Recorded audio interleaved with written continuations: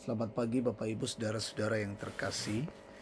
Kita bersyukur boleh berjumpa kembali dalam waktu teduh pagi bersama Gereja Toraja Jemaat Bogor, edisi Kamis 1 Agustus 2024. Kita akan membaca firman Tuhan 1 Korintus 11 ayat 17 sampai 22.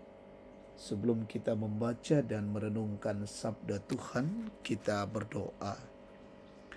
Ya Tuhan Allah, kami bersyukur pada pagi yang indah ini. Kami berterima kasih untuk kasih dan anugerah-Mu yang Kau terus nyatakan bagi kami. Dalam peristirahatan semalam Tuhan menyertai kami hingga pagi hari ini kami dibangunkan dengan tubuh yang segar, menikmati hari baru. Dan pagi hari ini kami rindu mendengar sabda Tuhan. Kami mohon pertolongan Roh Kudus. Berbicaralah ya Tuhan, ampuni dosa kami, dalam nama Yesus kami berdoa. Amin. 1 Korintus 11 ayat 17 sampai 22 firman Tuhan. Dalam petunjuk-petunjuk berikut ini, aku tidak dapat memuji kamu, sebab pertemuan-pertemuanmu tidak mendatangkan kebaikan, tetapi mendatangkan keburukan. Sebab pertama-tama aku mendengar bahwa apabila kamu berkumpul sebagai jemaat, ada perpecahan di antara kamu. Dan hal itu sedikit banyak aku percaya, sebab di antara kamu harus ada pihak yang berbeda-beda, supaya nyata nanti siapa di antara kamu yang tahan uji. Apabila kamu berkumpul bukan untuk makan perjamuan Tuhan. Sebab pada perjamuan itu, tiap-tiap orang memakan dahulu makanannya sendiri, sehingga yang seorang lapar dan yang lain mabuk. Apakah kamu tidak mempunyai rumah sendiri untuk makan dan minum? Atau apakah kamu hendak menghina jemaat Allah dan mempermalukan orang-orang yang tidak mempunyai apa-apa? Apakah yang kukatakan kepada kamu? Memuji kamu. Dalam hal ini aku tidak memuji. Tema kita, waspadalah terhadap pujian. Saudara-saudara yang terkasih, mungkin sangat sedikit orang yang tidak menyukai pujian. Apalagi jika itu keberhasilan dari jerih payahnya. Tak jarang juga orang ingin dipuji dan selalu turut dalam hal yang sebenarnya tidak sejalan dengan apa yang direncanakan. Tidak hanya pujian secara verbal, banyak orang yang rela melakukan hal-hal yang tak sejalan dengan kehendak dan kebenaran Tuhan hanya untuk mencari like melalui konten. Dalam surat yang diberikan kepada jemaat di Korintus, Paulus dengan tegas menegur orang-orang yang melakukan perjamuan makan hanya untuk kesenangan pribadi. Ada juga yang melakukannya untuk mempermalukan orang yang tidak punya apa-apa. Paulus begitu keras menegur mereka dengan mengatakan bahwa dia tidak memuji apa yang mereka lakukan meskipun itu kelihatannya baik.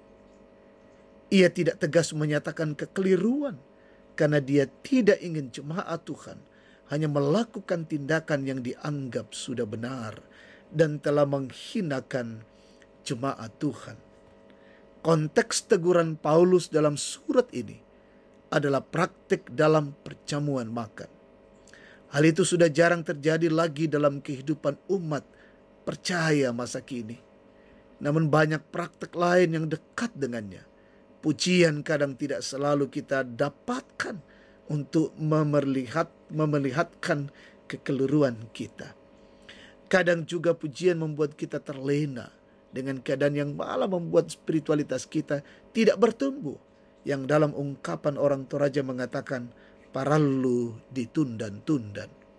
Saudara-saudara, menjadi perenungan juga bagi yang selalu membutuhkan pujian melalui media sosial. Bukan untuk membatasi kreativitas dalam setiap konten. Akan tetapi perlu mengingat apakah setiap yang kita berikan itu hanya untuk kesenangan kita atau untuk kemuliaan Tuhan. Selamat menjalani kehidupan dalam terang kebenaran Tuhan. Amin. Mari kita berdoa. Kami bersyukur di hadapan-Mu Tuhan atas perkenan-Mu.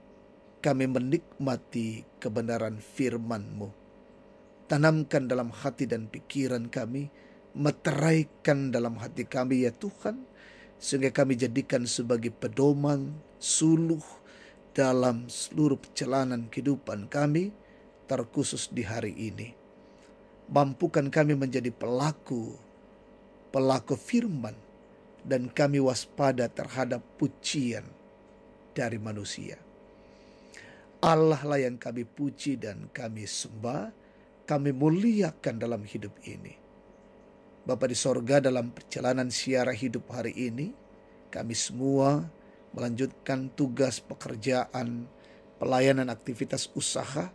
Kami mohon perlindungan Tuhan, dimampukan melakukan semuanya ini, dan perjalanan-perjalanan kami dituntun oleh Tuhan.